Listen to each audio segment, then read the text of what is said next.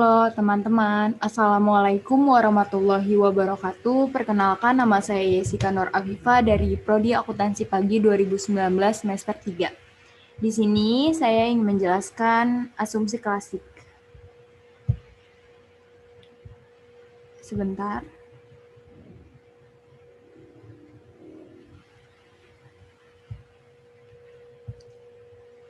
Uji asumsi klasik itu dibagi menjadi 3. Yang pertama ada uji normalitas, ada uji multikolonialitas, dan ada uji autokolerasi, dan yang keempat itu ada uji hetero.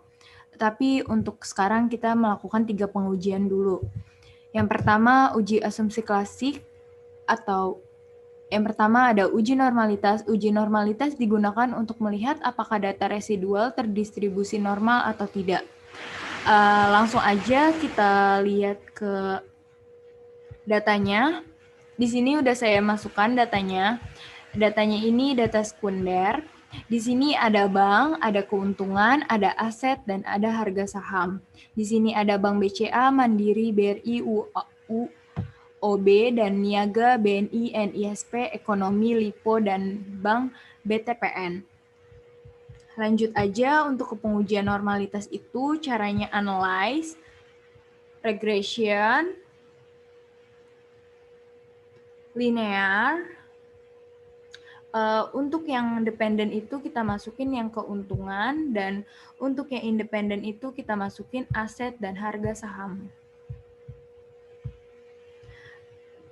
Untuk plots-nya, kita yang Y itu kita masukin yang SR ini, SRESID, dan yang Z itu, yang X itu masukin yang ZPRID.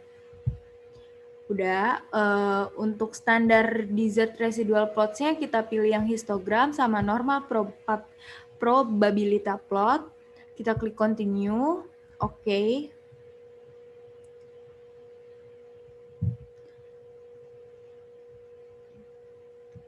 Kita lihat output yang cards. Di sini ada output yang pertama, di sini ada output cards histogram. Disebut normal karena diagram batang ini masuk ke garis-garis. Yang kedua itu ada output normal ppplot atau output cards normal ppplot. Di sini termasuk normal juga karena diagram batang masuk ke karena titiknya mengikuti garis diagonalnya. Titik ini mengikuti garis diagonal ini. Berarti pengujian normalitas sudah memenuhi asumsi normalitas. Langsung aja ke 2, pengujian one sample QS. Caranya itu analyze, non-parametric test, kita pilih yang legacy dialogues, kita pilih yang one sample QS. Untuk tes variabelnya ini kita masukin semua variabelnya. Udah dimasukin. Dan tes distribution-nya itu ya normal, kita klik OK. Untuk output-nya, kita lihat yang di tabel output NPAR test atau One Sample Common Group Similar Test. Ini untuk yang kita lihat output-nya. Kita lihat SYMP Siktuteltnya itu di variabel harga saham itu kita lihat variabelnya, kita lihat hasilnya atau nilainya sudah di atas 0,05 berarti sudah terdistribusi normal. Berarti pengujiannya ini udah selesai. Di sini kita udah nguji one sample QS nih. Sekarang kita melakukan pengujian one sample QS dengan data residual. Caranya itu analyze, regression, linear. Kita langsung yang ke save. Untuk save-nya ini kita pilih yang residualnya, kita checklistin yang unstart dessert-nya. Udah itu aja. Continue. Untuk plots-nya itu kita unchecklist aja yang histogram sama normal probability plot karena kita udah selesai ngujinya. Udah, kalau udah kita klik continue, tadi udah oke. Kita lihat Di sini udah keluar hasil resnya. Langsung aja ke pengujiannya. Caranya sama kayak sebelumnya, analyze non-parametric test. Kita pilih yang legacy dialogues. Legacy dialogues, kita pilih yang one sample TS.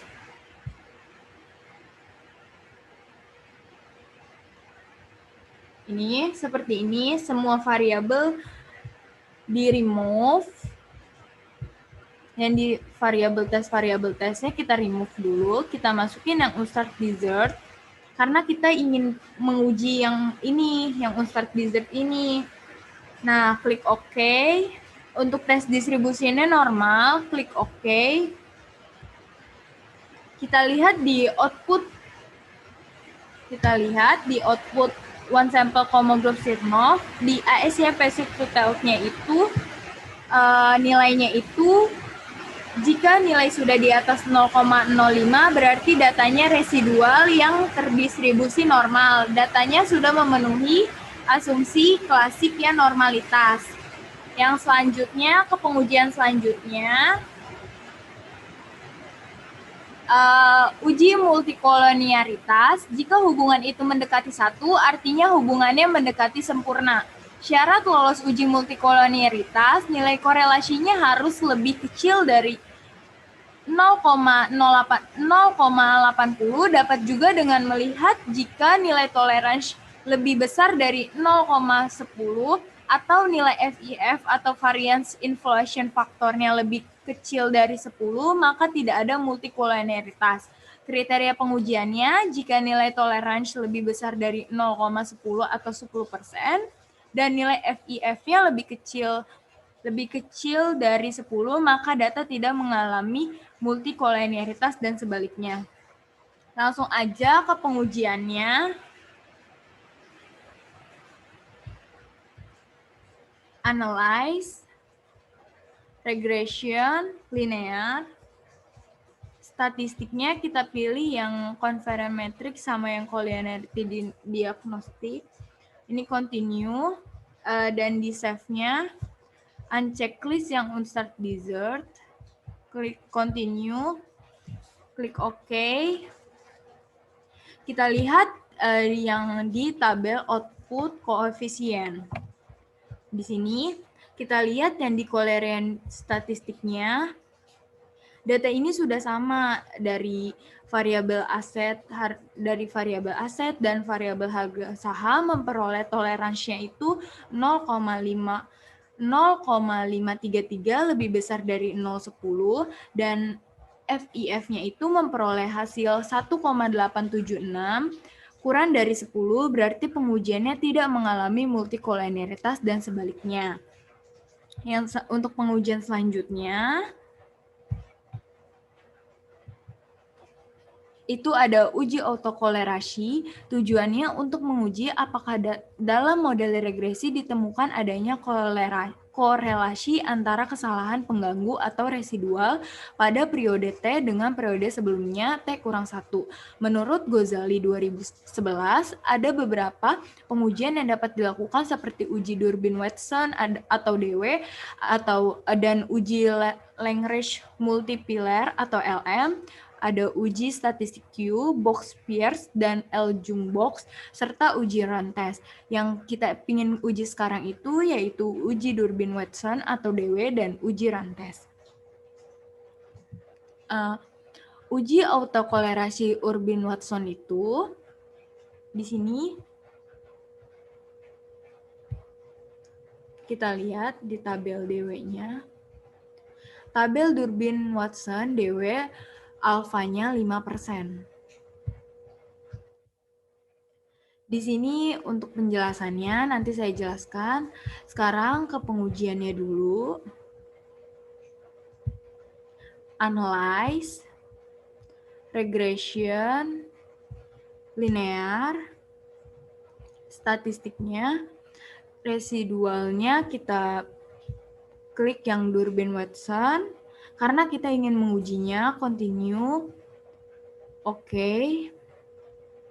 Kita lihat di output model Sumeri, di sini udah ada hasil dari Durbin Watson-nya, yaitu 1,870. Cara mengetahuinya ada korelasi atau tidaknya itu, kita balik lagi ke PowerPoint-nya. Kita ingin neo slide aja ya biar gampang.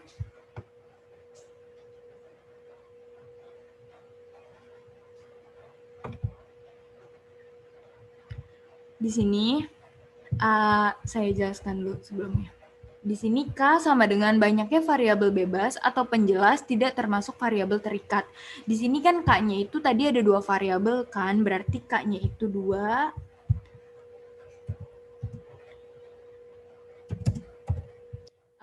Dan di sini N-nya banyaknya observasi atau sampel. Kita lihat di SPSS-nya itu, di sini ada sampelnya itu ada 10 atau datanya itu. Berarti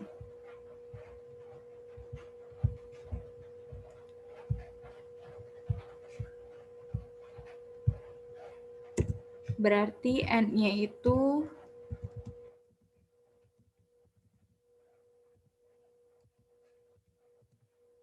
N-nya itu 10. DU-nya Durbin Upper.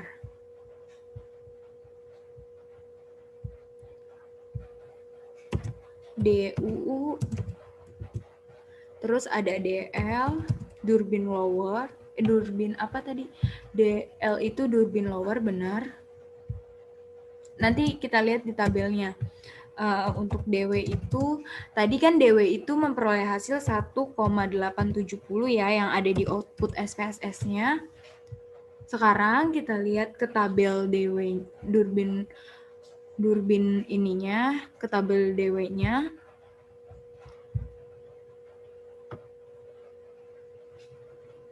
Kan di sini tadi K-nya itu 2 dan Durbin lower dan N-nya itu 10 kan. Berarti ini nih. Berarti DL-nya itu 0,6972 dan DU-nya itu dan Durbin upper-nya itu 1,6413.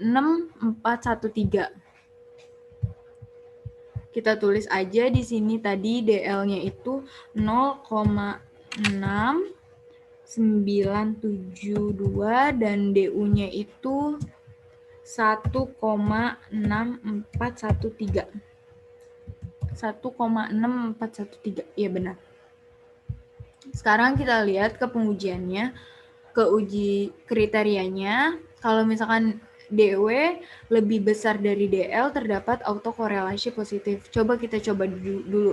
Di sini DW lebih besar, lebih kecil dari DL. Udah ketahuan banget salah kan? Coba kita yang kedua, DW lebih besar dari DU sama dengan tidak terdapat autokorelasi positif. Coba kita masukin. Tadi DW lebih besar dari DU.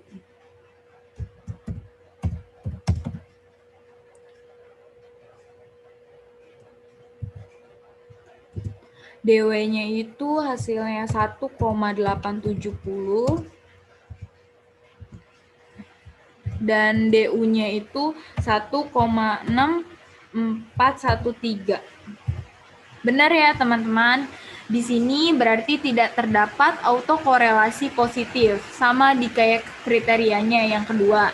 Yang langsung aja ke autokorelasi negatifnya, kita coba yang 4 kurang DW lebih besar dari DU. Kita copy aja ya ini supaya gampang.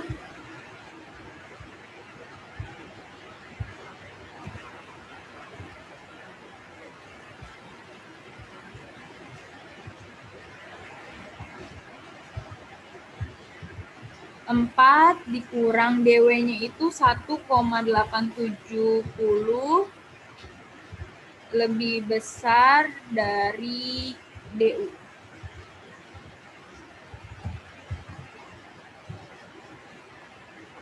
Empat dikurang 1,870 itu hasilnya 2,130 lebih besar dari 1,6413.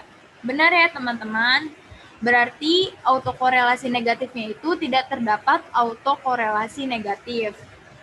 Kesimpulannya bahwa data dari autokorelasi positif dan autokorelasi negatif tidak ada masalah dari positif maupun negatif. Berarti pengujiannya ini udah selesai.